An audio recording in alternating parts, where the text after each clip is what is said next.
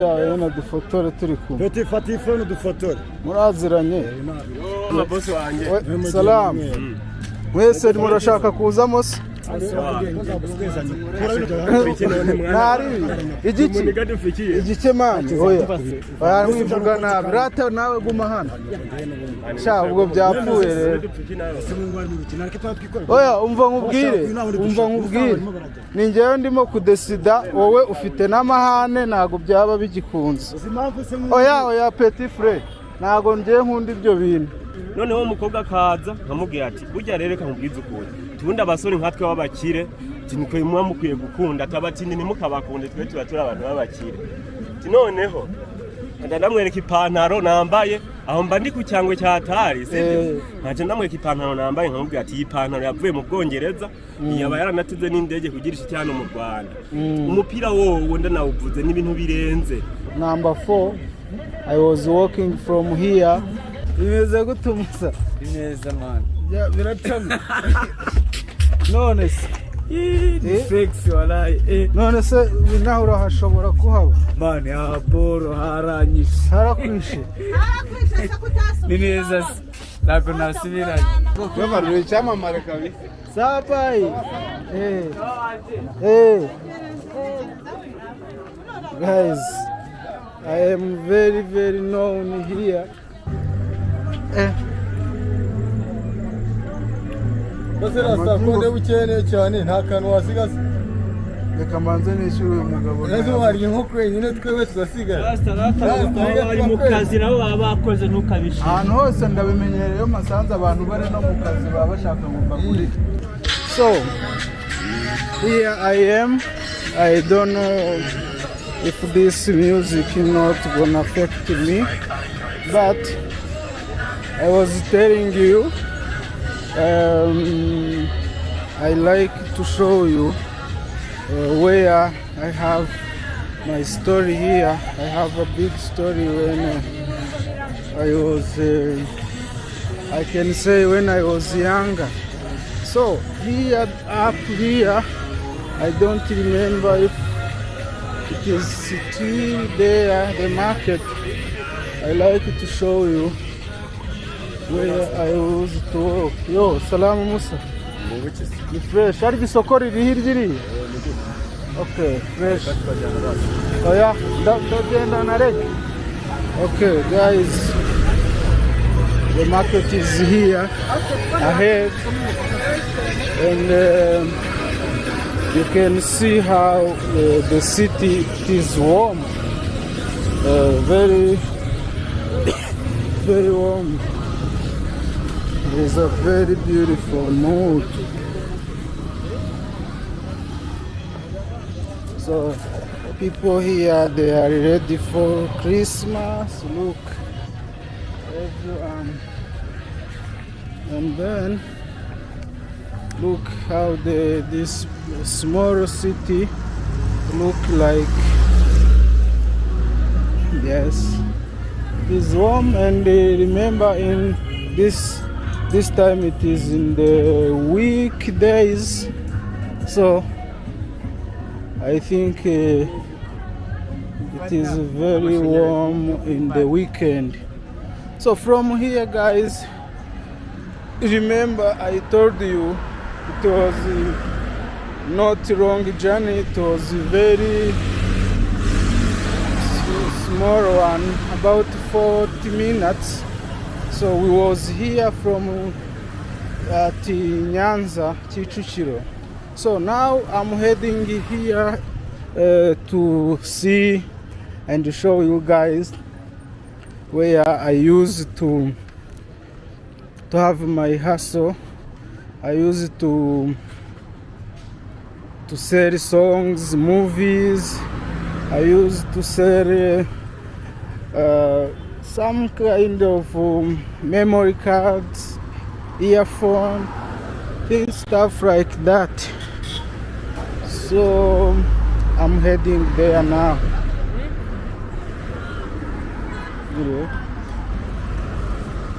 And that time when I was here, it was a very not very big like now, because I have seen they have put from there, they have a very beautiful construction, and here also in the town they have a very beautiful buildings which I didn't left them here.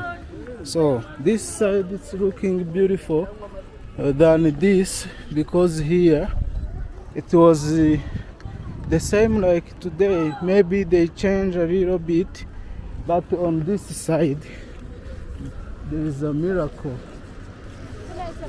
It's a miracle for me.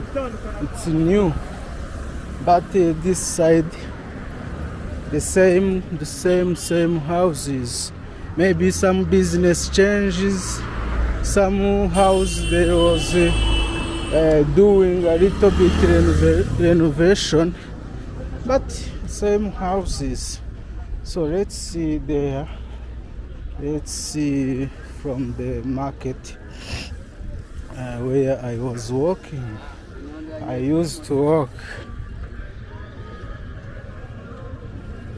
but I hate when everywhere there is music. Even here there is a music, and I think the same music from where we was from the bus stop station, because they have the same sound, and the song it was there when I was there, it is the same now here. So I think it is the same playlist. So this is the market. Actually the market is booming on Friday, and on which day it comes to twice a week. What's up? Ntaribi waza nkagutera peace.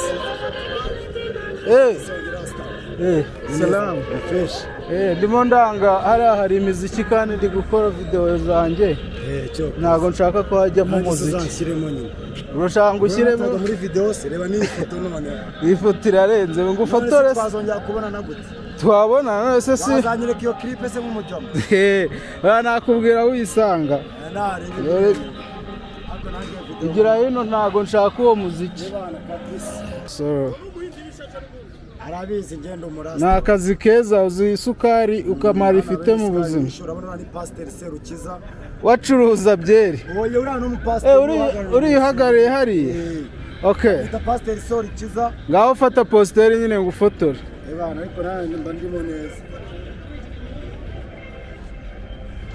Hamagara uriya muhungu inshuti yawe na dufotore turi kumwe. Peti fata ifone dufotore. Muraziranye. Bosi wanjye. Salamu. Mwese murashaka kuzamo se?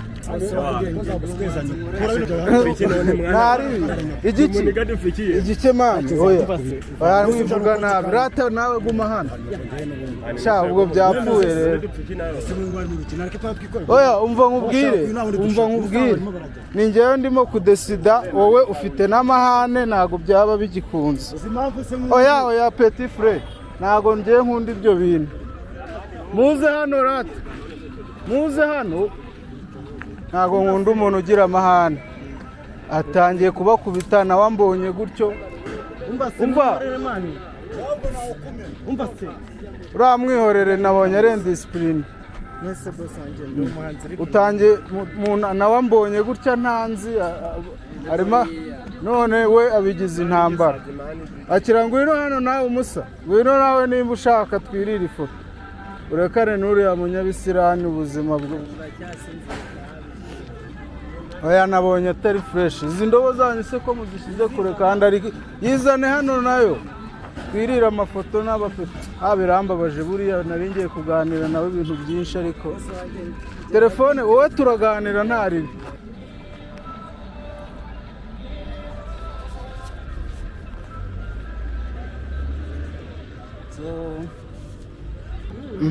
Witwa nde kwanza? Izina ry'ubuhanzi ni Daking Shario Boy. Izina muri rusange ababyeyi banyise ni Eric. Bwana ndi umuhanzi nabitangiye 2021 umwaka ushize muri uriya mwaka ubu ngubu maze gukora indirimbo zirindwi zose zarasohotse. Umwaka umwe ufite indirimbo zirindwi. Ufite videos? Video ziri kuri YouTube zose zirindwi. nakoze video eshatu nizo nabashe gukorera video zose ziri kuri YouTube channel yanjye bayita narakuze channel yanjye ujyaho ukandeba nyine wana ndirimba nka Riderman. Kubera iki se uvuga kuririmba nka Riderman kandi wakagombye kuba uririmba nkawe? Ijwi ryanjye ni koreza. Okay, muri izo ndirimbo zose ziri kuri YouTube kwanza ufite aba subscribers bangahe? Ntabwo barangira. Nyine nkubajije umubare ni bangahe? 90. Hanyuma indirimbo iriho yagize views nyinshi ni iyihe? Sinyira umwana narakuze. Okay, noneho duhemo flow kugira ngo n'abantu baza kureba bavuge bati uyu mwana bintu avuga nibyo. Sinyira umwana narakuze sinyisaba ifi namenye kwirobera babuze aho bamera ubu inshuti yanjye n'amaboko nyagaze niturishimira mazima gahenge tariki ya mbere z'ukwa mbere 2001 nibwo nabonye izuba bwa mbere umuntu zivugwa ku babyeyi icyerekezo gishya itangiriro rishya. Okay, noneho se indirimbo wowe ufite yawe uvuga ati indirimbo ebana muri njyewe udakurikije wenda ngo ibyo nguko yarebwe kuri YouTube iyo ukunda wumva wabwira umuntu wese ukavuga ati ngende umuhanzi yakubwira ati ririmba akantu ukahita uririmba iyo ngiyo bayita Nobody. Okay, ngaho cishaho twumve. Mishi the King. Nyagisosi. Nobody rati nyengiri. Na mutima mubi rati nyengiri. Winano kibyinira ingwati. Nobody rati nyengiri. Na mutima mubi rati nyengiri. Winano kibyinira ingwati. Maniganje wisa kumfatira hofuri. Nakubonye ushaka kunanya. N'umukunzi wanyikundiye sheri shushu datanyibwira. Vuga cyane ibi noneho biri seri. Hariho video eshatu. Tangira we introducing uvuge ati nitwa runaka mukore subscribe kuri YouTube yanjye yitwa gutya na gutya ndi umuhanzi nyarwanda. Banyita The King Shario.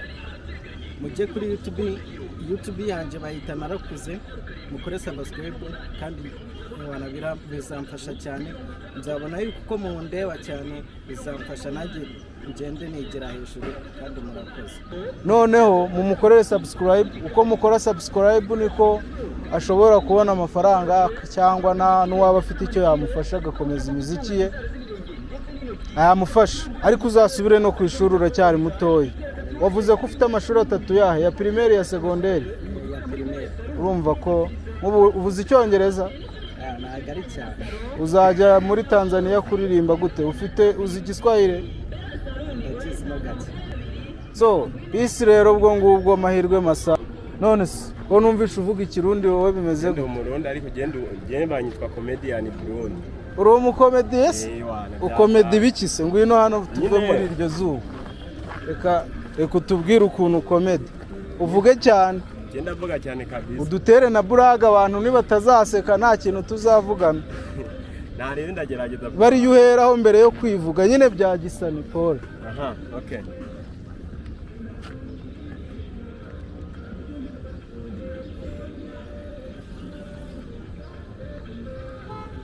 Wese ni gutyo usetsa kureba abantu ikijisho. Banyita Emile Babarao. Kuri kumungaza.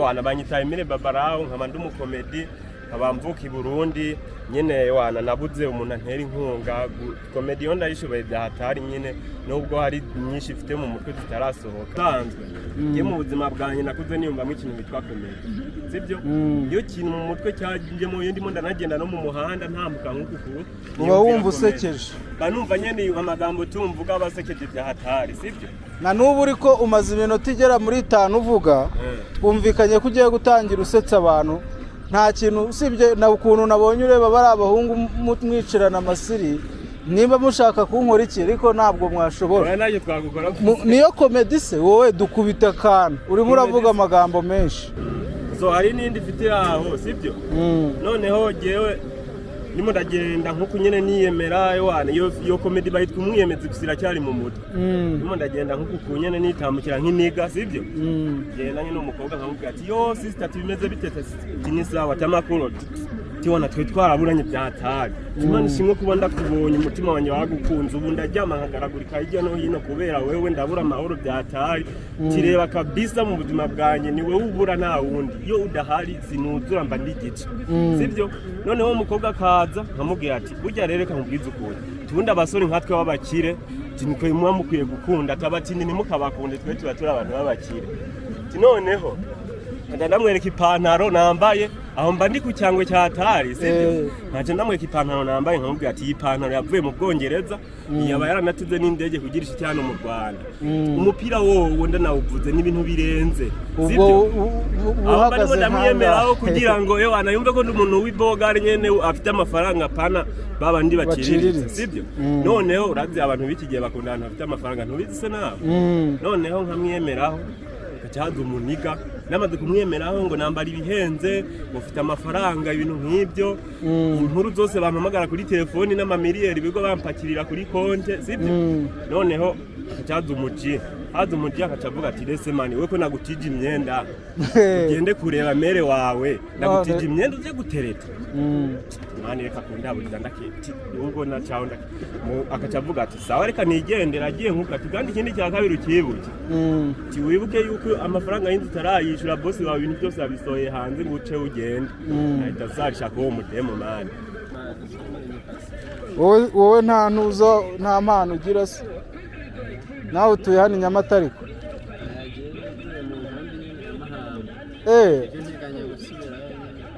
wavuye mu nkambi ya Mahama uri umushyitsi na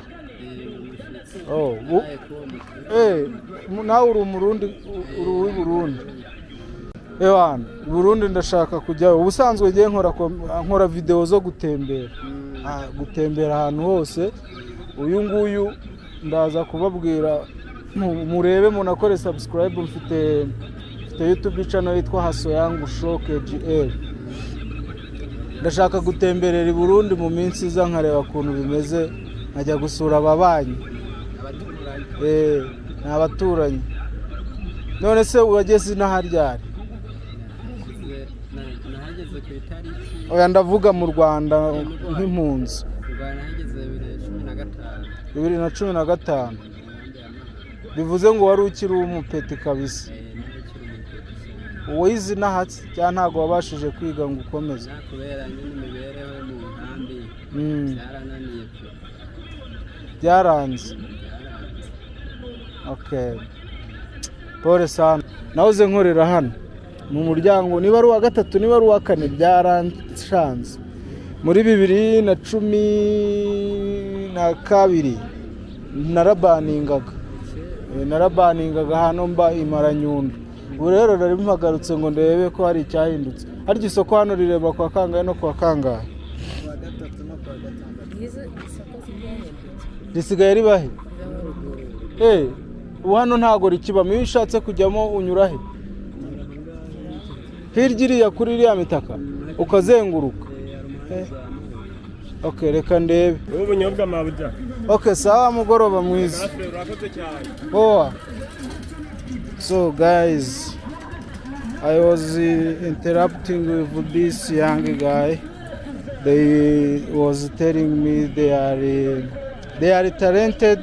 They was sampling me their music. This one has a YouTube channel. He has songs, and he working from there. Work for someone. So I was before telling you I come here to show you. One of these I don't remember good. This number 4. I was working from here back in days. So I was selling music here. Oh, my sorry. Here. So guys, here I was meeting people. They was like they was thinking they like to tell me some issues so that maybe the concern they can figure it out. And I told them I don't do such kind of video because I am a traveler.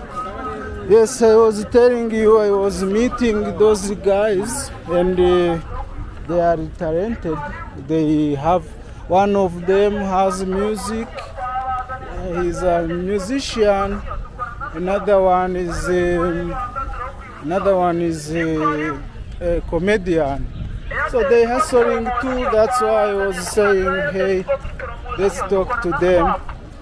Maybe they have good talent, and I was agree to collaborate with them one video for comedy. So for free, I gonna come back. I was asking them script. You gonna show me the script, and then I can see if they are talented. I can give them that kind of support. So I need to be hurry, guys. Now it's almost, what is the time? Let me see. Because now it's 4:22. It's now the evening. So I was telling you about those guys. So here I gonna come inside here of this market. Actually the market is located here, but before it was down there on those buildings there, but now I am told that the market is changed from here. So let me have a tour from here. I'm gonna see what's going on here. So this is how it looks. People are chilling here. So we have beautiful things. So but down here it's not yet finished because I think they need to put some cement down here. So this is how it looks. Let me see, and then I'm gonna take another round to see what's going on there. So this is how locally people here living about business. Everyone is eating. It's not a good season. No, here they have a customer.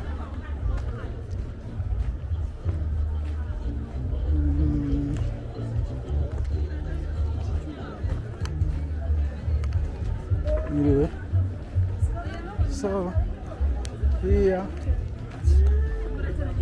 it's the back there you can buy meat.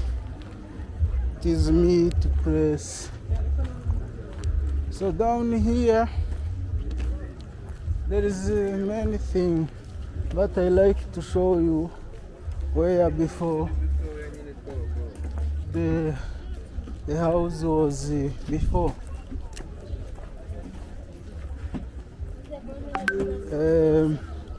Where the house was before.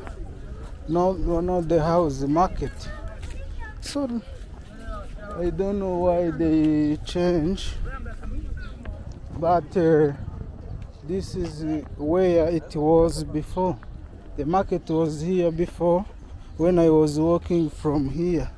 So then they take the market up here. So this is where they bring the trash there. So they put all the trash. Then I think the trucks, they come to pick them up. So here is they selling some sugar cane. They selling sugar cane here. So let me go. There is one guy, maybe he knows me. He was calling me. I gonna see who is that guy.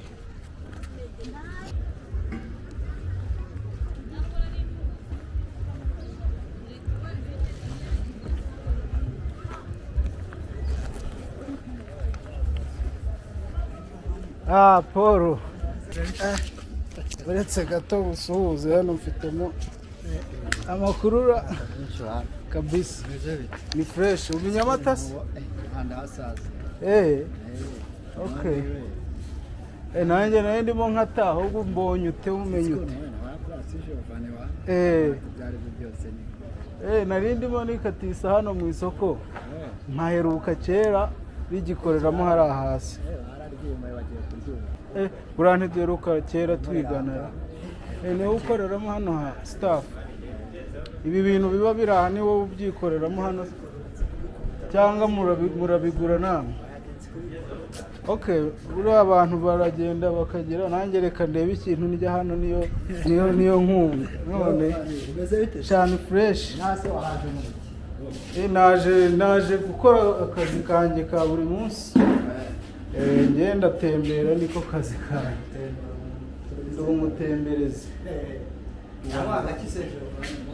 Njyewe nkunda ibintu birimo inyama kandi mbonye ufite amasambusa. Isambusa se ntazirimo?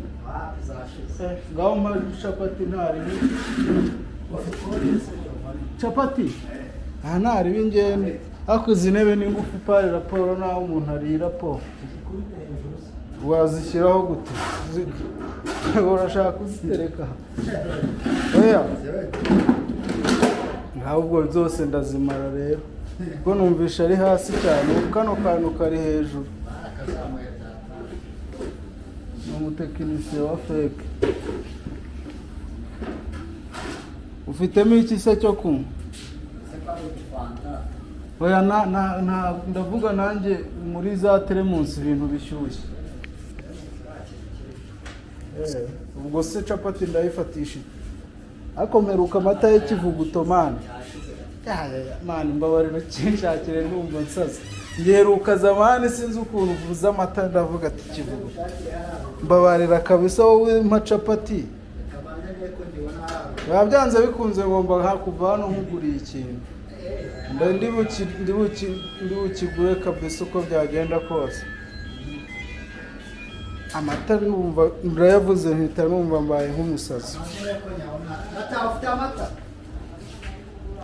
Ugiye gukora iki se umusazi?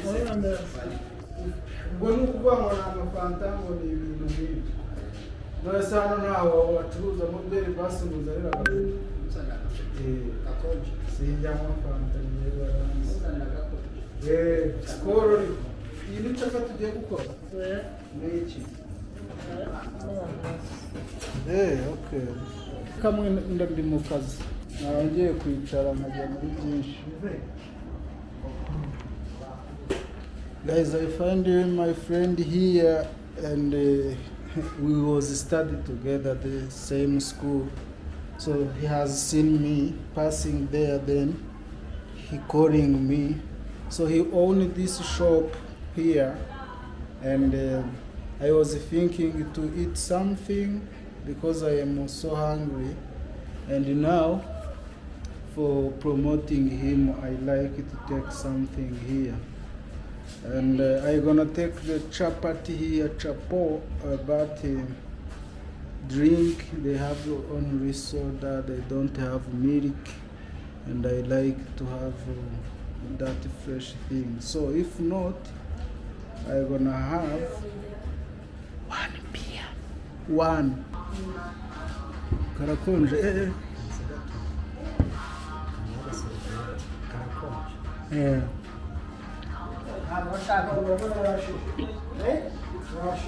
This is what I eat, sambusa and chapati and the root.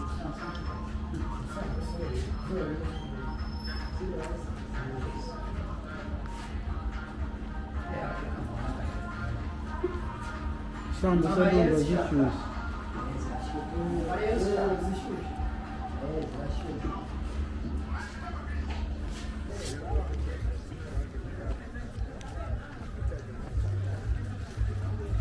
So guys, I was here meeting my guy here, whom we was study together. So let me see, I was promoting him, buying something from there. This is a grocery place here. They selling where they selling vegetables. Look.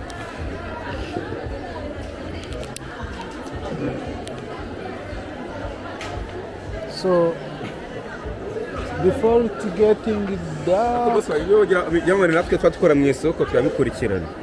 Wagiye hano ujya hano kure kandi twaduhari ibyamamare twafite amakuru yose. Jewe ntariko ndi gutembera Emma nabibonye bro.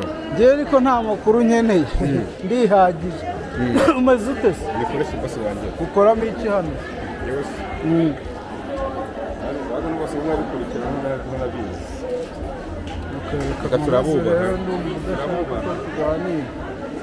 Okay guys, this here and before it getting dark,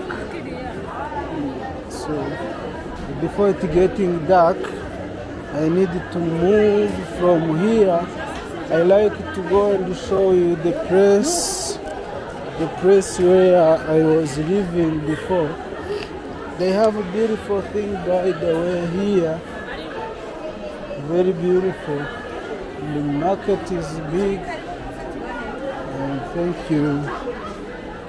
So here they have a very beautiful thing.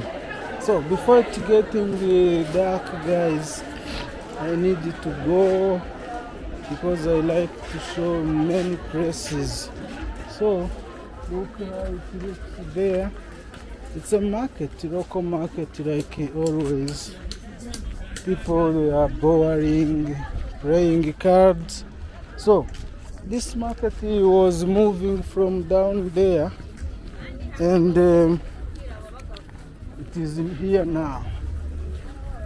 Yes, but normally at Saturday.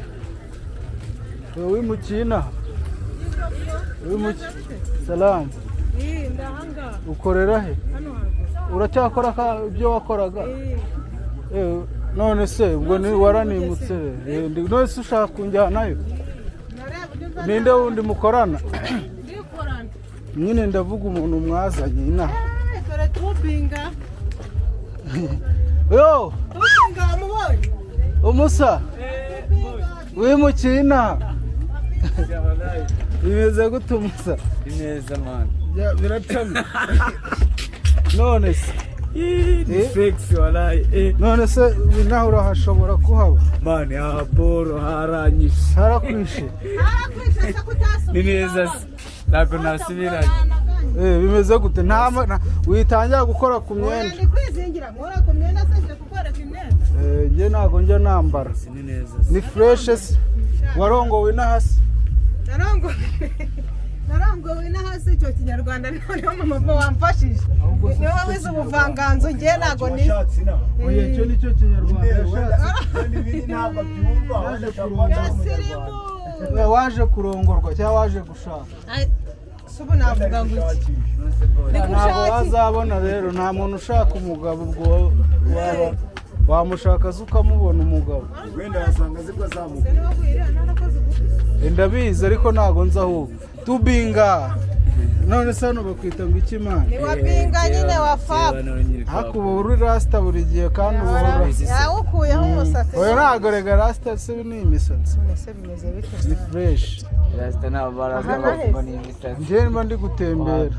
Abonye ukuntu mu Bugesera hateye neza. Cyane heza hararyoshye Bugesera kandi hahora hari abantu benshi nicyo mpakunda. Basigaye n'umwereka usige nibereye. Njye ariko ndi kwihuta n'uyu namusuhuzaga reka musezere. Reka ngende murakoze aba bantu twarakoranye. Nubwo ntabashuhuje. Umusa none se ubu ngubu usanga uri gukorera nde wahageze gute ko bibo bitoro Cyawo mzembe nanjye nisanze wisanza za Kigali uzitera umupira none se naho ukorera salamu